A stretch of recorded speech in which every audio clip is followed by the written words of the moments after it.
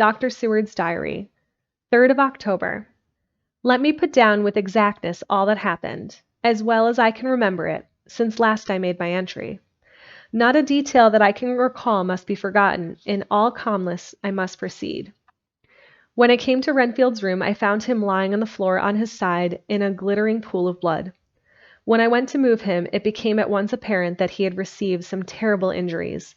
There seemed none of that unity of purpose between the parts of the body which marks even lethargic sanity. As the face was exposed, I could see that it was horribly bruised, as though it had been beaten against the floor. Indeed, it was from the face wounds that the pool of blood originated.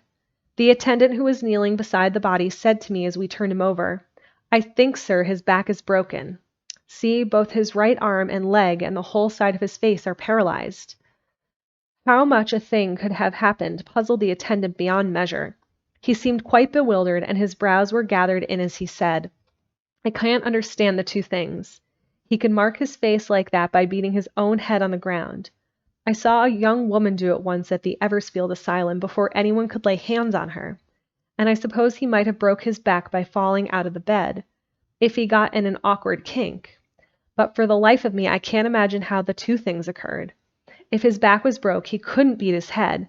And if his face was like that before the fall out of the bed, there'd be marks of it. I said to him, 'Go to Dr. Van Helsing and ask him to kindly come here at once. I want him here without an instant's delay.' The man ran off, and within a very few minutes the professor, in his dressing gown and slippers, appeared. When he saw Renfield on the ground, he looked keenly at him a moment and then turned to me.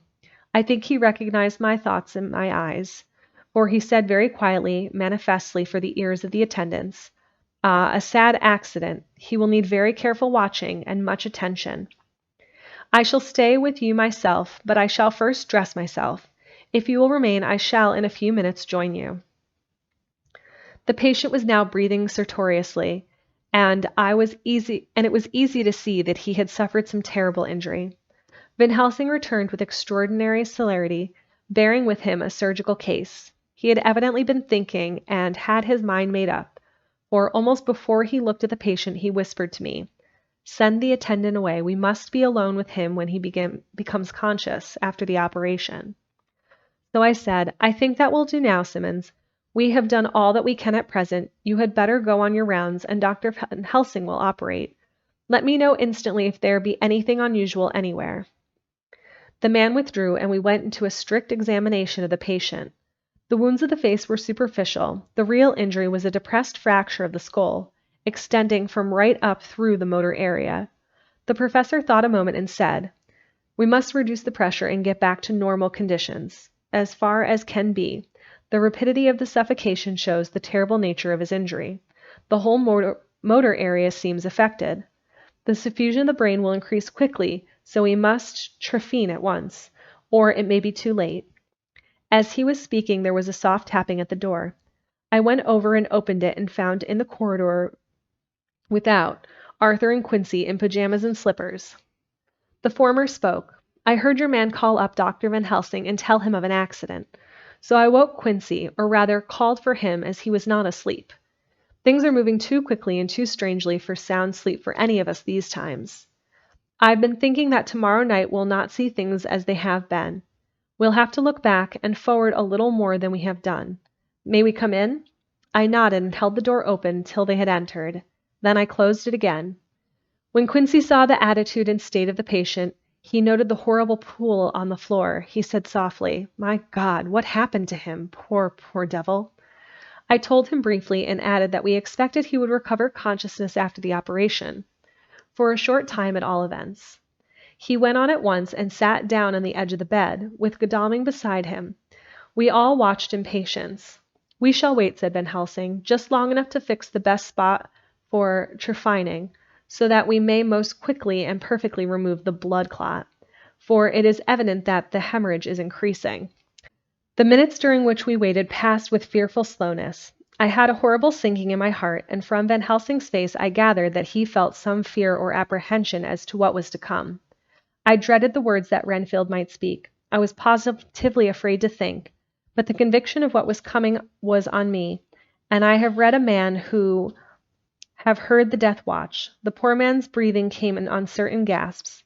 Each instant he seemed as though he would open his eyes and speak, but then would follow a prolonged, stertorous breath, and he would relapse into a more fixed insensibility. Inured as I was to sick beds and death, the suspense grew and grew upon me. I could almost hear the beating of my own heart, and the blood surging through my temples sounded like blows from a hammer. The silence finally became agonizing. I looked at my companions, one after another, and saw from their flushed faces and damp brows that they were all enduring equal torture. There was a nervous suspense over us all, although overhead some dread bell would peal out powerfully when we should least expect it. At last there came a time when it was evident that the patient was sinking fast. He might die at any moment. I looked up at the professor and caught his eyes fixed on mine. His face was sternly set as he spoke. There is no time to lose. His words may be worth many lives. I've been thinking so as I stood here. It may be there is a soul at stake. We shall operate just above the ear. Without another word, he made the operation. For a few moments the breathing continued to be stertorous. Then there came a breath so prolonged that it seemed as though it would tear open his chest. Suddenly his eyes opened and became fixed in a wild, helpless stare. This was continued for a few moments, then it softened into a glad surprise, and from the lips came a sigh of relief. He moved convulsively, and as he did so, said, "I'll be quiet, doctor. Tell them to take off the strait waistcoat. I've had a terrible dream, and it has left me so weak that I cannot move. What's wrong with my face? It feels all swollen, and it smarts dreadfully." He tried to turn his head, but even with the effort his eyes seemed to grow glassy again, so I gently put it back. Then Van Helsing said in a quite grave tone, "Tell us your dream, Mr. Renfield." As he heard the voice, his face brightened throughout its mutilations, and he said, "That is Dr. Van Helsing. How good it is of you to be here. Give me some water, my lips are dry, and I shall try to tell you. I dreamed—" He stopped and seemed fainting. I called quietly for Quincy. "The brandy, it is in my study, quick." He flew and returned with a glass, the decanter of brandy, and a carafe of water. We moistened the parched lips, and the patient quickly revived. It seemed, however, that his poor injured brain had been working in the interval, for when he was quite conscious he looked at me piercingly with an agonized confusion which I shall never forget, and said, "I must not deceive myself. It was no dream, but all a grim reality." Then his eyes roved round the room as they caught sight of the two figures sitting patiently on the edge of the bed. He went on, "If I were not sure already, I would know from them." For an instant his eyes closed, not with pain or sleep, but voluntarily, as though he were bringing all his faculties to bear. When he opened them, he said, hurriedly, and with more energy than he had displayed, "Quick, doctor, quick. I'm dying. I feel that I have but a few minutes, and then I must go back to death, or worse. Wet my lips with brandy again. I have something that I must say before I die, or before my poor crushed brain dies anyhow. Thank you. It was that night after you left me, when I implored you to let me go away. I wouldn't speak then, for I felt my tongue was tied, but I was as sane then, except in that way, as I am now. I was in an agony of despair for a long time after you left me. It seemed hours. Then there came a sudden peace to me. My brain seemed to begin cool again, and I realized where I was. I heard the dogs barking behind our house, but not where he was. As he spoke, Van Helsing's eyes never blinked, and his hand came out and met mine and gripped it hard. He did not, however, betray himself. He nodded slightly and said, "Go on," in a low voice. Renfield proceeded. He came up to the window in the mists, as I had seen him often before, but he was solid then, not a ghost, and his eyes were fierce like a man's when angry. He was laughing with his red mouth and sharp white teeth glinted in the moonlight, and when he turned to look back over the felt of trees to where the dogs were barking, I wouldn't ask him to come in at first, though I knew he wanted to, just as he had wanted all along. Then he began promising me things, not in words, but by doing them. He was interrupted by a word from the professor. "How?" "By making them happen, just as he used to send in the flies when the sun was shining. Great big fat ones with steel and sapphire in their wings, and big moths in the night, with skulls and crossbones on their backs." Van Helsing nodded to him as he whispered at me unconsciously, "The Acherontia atropos of the Sphinx." what you call the death's head moth. The patient went on without stopping. Then he began to whisper, rats, rats, rats, hundreds, thousands, millions of them, and every one a life, and dogs to eat them, and cats too. All lives, all red blood with years of life in it, and not merely buzzing flies. I laughed at him, for I wanted to see what he could do. Then the dogs howled away beyond the dark trees in his house. He beckoned me to the window. I got up and looked out, and he raised his hands and seemed to call out without using any words.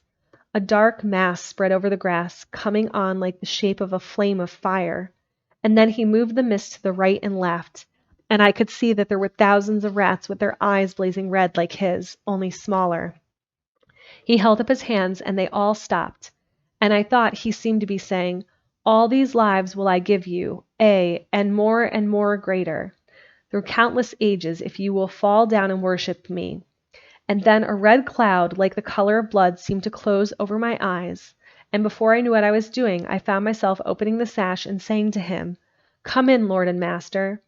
The rats were all gone, but he slid into the room through the sash, though it was only open an inch wide, just as the moon herself has often come in through the tiniest crack, and has stood before me in all her size and splendor.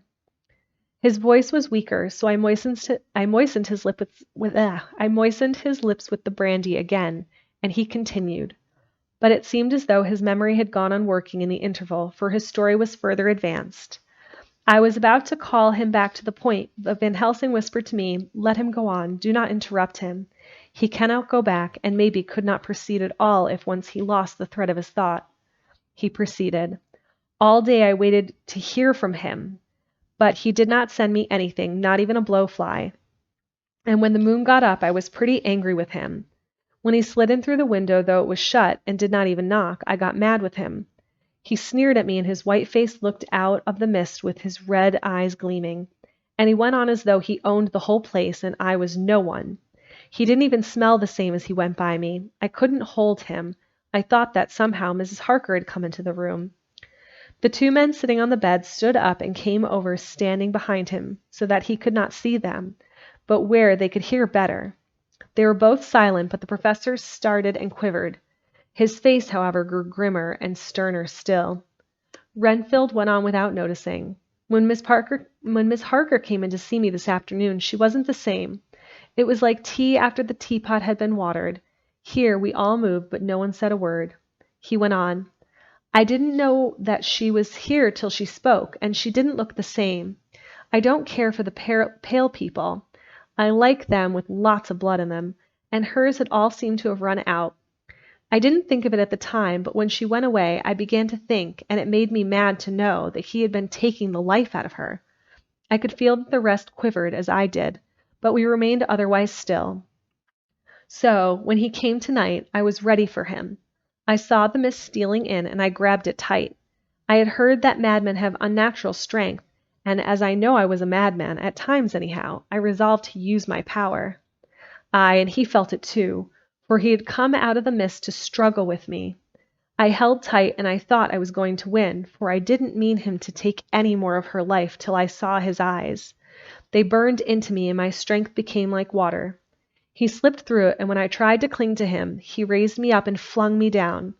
There was a red cloud before me, and a noise like thunder, and the mist seemed to steal away under the door. His voice was becoming fainter, and his breath more stertorous. Van Helsing stood up instinctively. We know the worst now, he said. He is here, and we know his purpose. It may not be too late. Let us be armed, the same as we were the other night, but lose no time. There is not an instant to spare. There was no need to put our fear, nay, our conviction into words. We shared them in common. We all hurried and took from our rooms the same things we had when we entered the Count's house. The professor had his ready, and as we met in the corridor, he pointed to them significantly as he said, They never leave me, and they shall not till this unhappy business is over. Be wise also, my friends. It is no common enemy that we deal with. Alas, alas, that dear Madame Mina should suffer.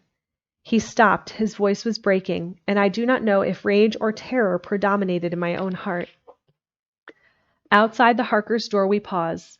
Art and Quincy held back, and the latter said, "Should we disturb her?" "We must," said Van Helsing grimly. "If the door be locked, I shall break it in." May it not frighten her terribly? It is unusual to break into a lady's room," Van Helsing said solemnly. "You are always right, but this is life and death. All chambers are alike to the doctor, and even where they are not, they are all of us one tonight. Friend John, when I turn the handle, if the door does not move, do put your shoulder down and shove, and you too, my friends, now." He turned the handle as he spoke, but the door did not yield. We threw ourselves against it. With a crash, it burst open, and we almost fell headlong into the room. The professor did actually fall, and I saw across him as he gathered himself up from hands and knees. What I saw appalled me. I felt the hair rise like bristles in the back of my neck, and my heart seemed to stand still. The moonlight was so bright that through the thick yellow blind the room was light enough to see. On the bed beside the window lay Jonathan Harker, his face flushed and breathing heavily, as though in a stupor. Kneeling on the near edge of the bed facing outwards was the white-clad figure of his wife. By her side stood a tall, thin man clad in black. His face was turned from us, but the instant we saw, we all recognized the Count. In every way, even to the scar on his forehead. With his left hand he held both Miss Harker's hands, keeping them away with her arms at full tension. His right hand gripped her by the back of the neck, forcing her face down on his bosom.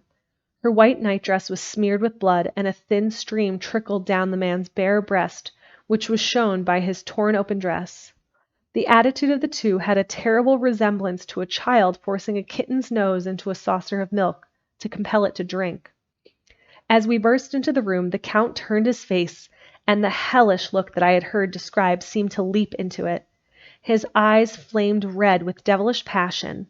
The great nostrils of the white aquiline nose opened wide and quivered at the edge, and the white sharp teeth behind the full lips of blood-dripping mouth clamped together like those of a wild beast. With a wrench which threw his victim back upon the bed, as though hurled from a height, he turned and sprang at us. But by this time the professor had gained his feet and was holding towards him the envelope which contained the sacred wafer. The Count suddenly stopped, just as poor Lucy had done outside the tomb, and cowered back. Further and further back he cowered, as we, lifting our crucifixes, advanced. The moonlight suddenly failed, as a great black cloud sailed across the sky, and when the gaslight sprang up under Quincy's match, we saw nothing but a faint vapor. This, as we looked, trailed under the door, which, with the recoil from its bursting open, had swung back to its old position. Van Helsing, Art, and I moved forward to Miss Harker, who by this time had drawn her breath, and with it had given a scream so wild, so ear-piercing, so despairing, that it seems to me now that it will ring in my ears till my dying day. For a few seconds she lay in her helpless attitude in disarray. Her face was ghastly, with a pallor which was accentuated by the blood which smeared her lips and cheeks and chin, and her throat trickled a thin stream of blood. Her eyes were mad with terror. Then she put before her face her poor crushed hands, which bore in their whiteness the red mark of the Count's terrible grip, and from behind them came a low, desolate wail which made the terrible scream seem only the quick expression of an endless grief. Van Helsing stepped forward and drew the coverlet gently over her body, whilst Art, after looking at her face for an instant despairingly, ran out of the room. Van Helsing whispered to me, "Jonathan is in a stupor such as we know the vampire can produce. We can do nothing with poor Madam Mina for a few moments till she recovers herself. I must wake him." He dipped the end of a towel in cold water and with it began to flick him on the face, his wife all the while holding her face between her hands and sobbing in a way that was heartbreaking to hear. I raised the blind and looked out of the window. There was much moonshine, and as I looked I could see Quincy Morris run across the lawn and hide himself in the shadow of a great yew. It puzzled me to think why he was doing this, but at the instant I heard Harker's quick exclamation as he woke to partial consciousness and turned to the bed. On his face, as there might well be, was a look of wild amazement. He seemed dazed for a few seconds, and then full consciousness seemed to burst upon him all at once, and he stared up. His wife was aroused by the quick movement, and turned to him with her arms stretched out, as though to embrace him. Instantly, however, she drew them in again, putting her elbows together with her hands before her face, shuddered till the bed beneath her shook. In God's name, what does this mean? Harker cried out. Dr. Seward, Dr. Van Helsing, what is it? What has happened? What is wrong? Mina, dear, what is it? What does that blood mean? My God, has it come to this? And raising himself to his knees, he beat his hands wildly together. Good God, help us! Help her! Help her! With a quick movement, he jumped from bed and began to pull on his clothes, all the man in him awake at the need for instant exertion. What has happened? Tell me about it, he cried without pausing. Dr. Van Helsing, you love Mina, I know. Oh, do something to save her. It cannot have gone too far yet. Guard her while I look for him. His wife, through her terror and horror and distress, saw some sure danger to him. Instantly forgetting her own grief, she seized hold of him and cried out, No, no, Jonathan, you must not leave me. I have suffered enough tonight, God knows, without the dread of his harming you.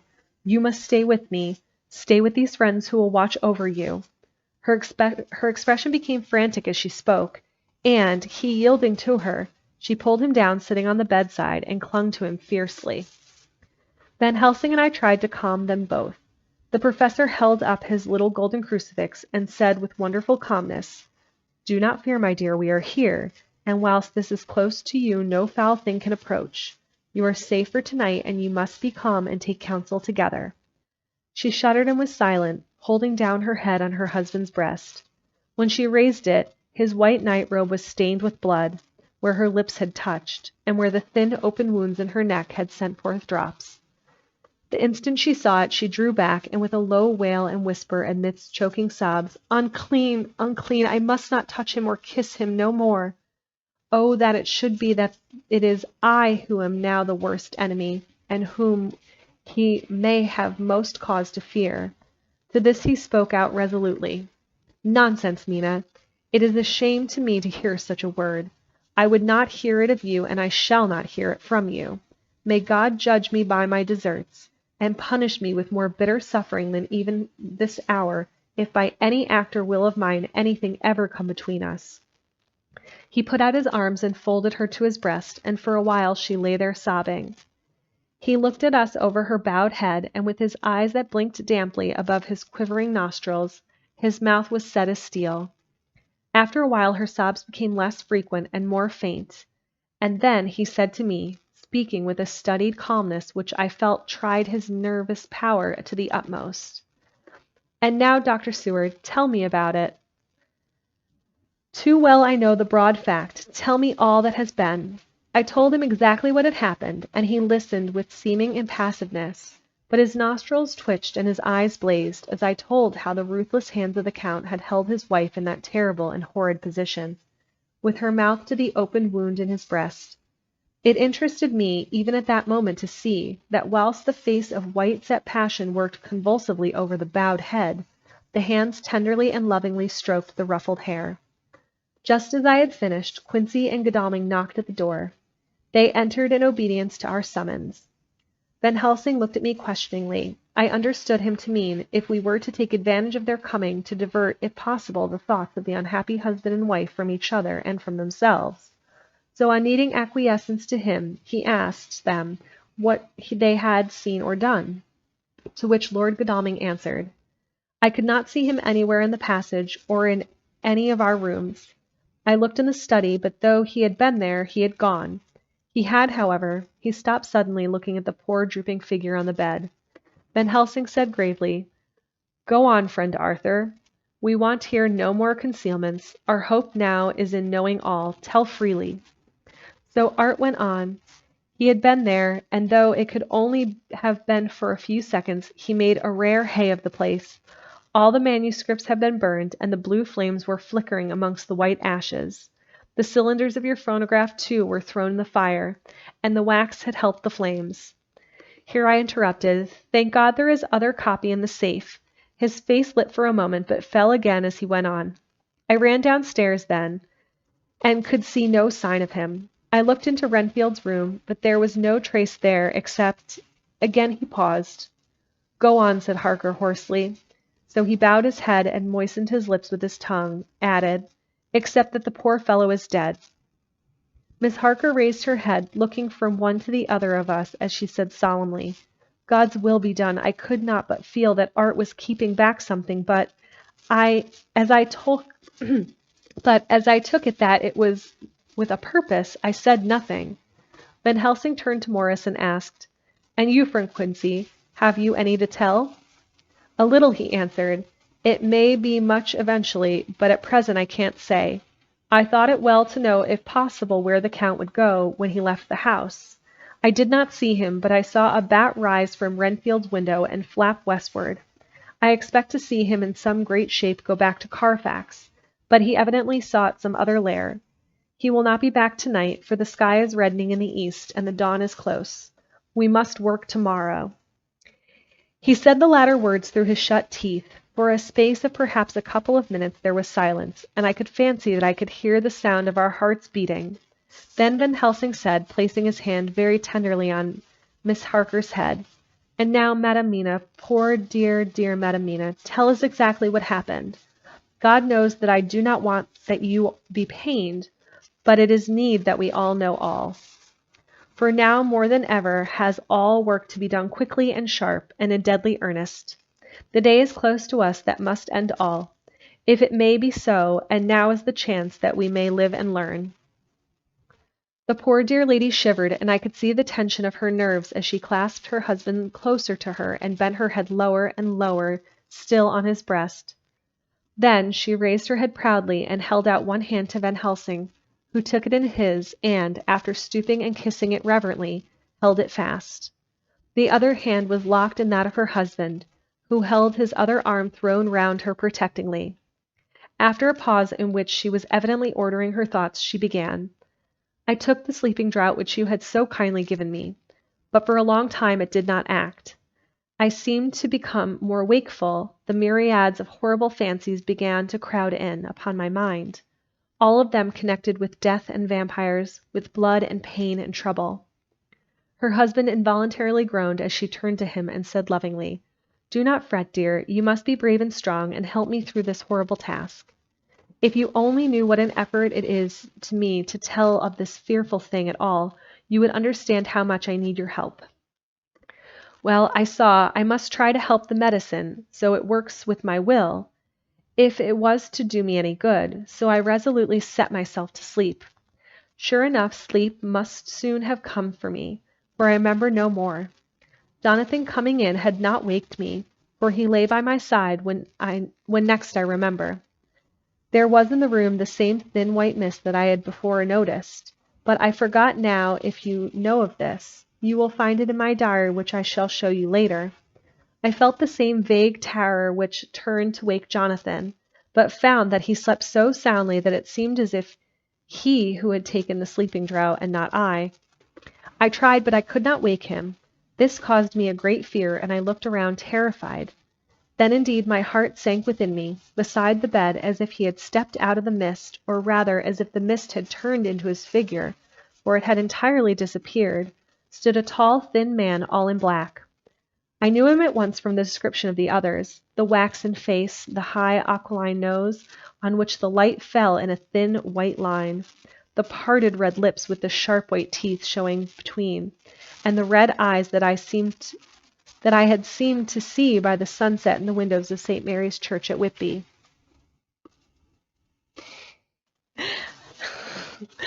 I owe you a fact. Let me just get through. We're like a page away. I knew, too, the red scar on his forehead where Jonathan had struck him. For an instant my heart stood still, and I would have screamed out, only that I was paralyzed. In the pause he spoke in a sort of keen, cutting whisper, pointing as he spoke to Jonathan.